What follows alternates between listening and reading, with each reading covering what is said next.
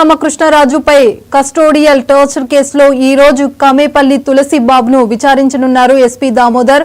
మధ్యాహ్నం 1 గంటకు విచారణకు హాజరు కావాలని నోటీసులు జారీ చేశారు. రఘురామ గుండెలపై కూర్చొని టార్చర్ చేశారని తులసి బాబుపై ఆరోపణలున్నాయి.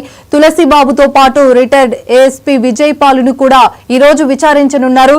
కస్టోడియల్ టార్చర్ కేసులో అరెస్ట్ అయి గుంటూరు జైల్లో ఉన్న విజయ్ పాలును మరోమారు పోలీస్ కస్టడీకి ఇస్తూ గుంటూరు జిల్లా న్యాయస్థానం ఉత్తర్వులు ఇచ్చింది.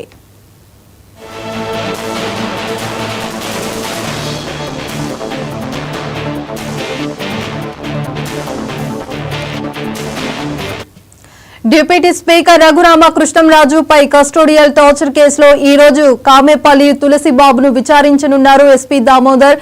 మధ్యాహ్నం 1 గంటకు విచారణకు హాజరు కావాలని నోటీసులు జారీ చేశారు. రఘురామ గుండెలపై కూర్చొని టార్చర్ చేశారని తులసి బాబుపై ఆరోపణలు ఉన్నాయి. తులసి బాబుతో పాటు రిటైర్ ఏఎస్ఐ విజయ్ పాలును కూడా ఈ రోజు విచారించనున్నారు.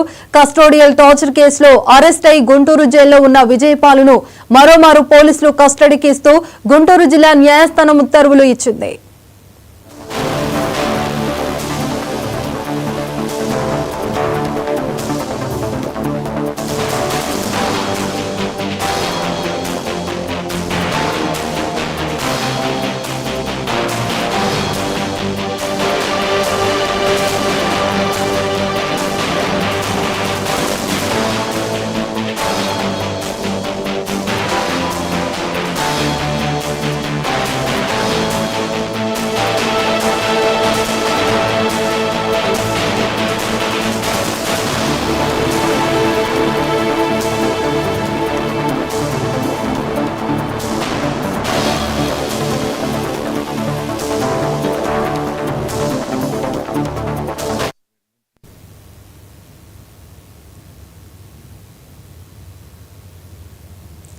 నెల్లూరులో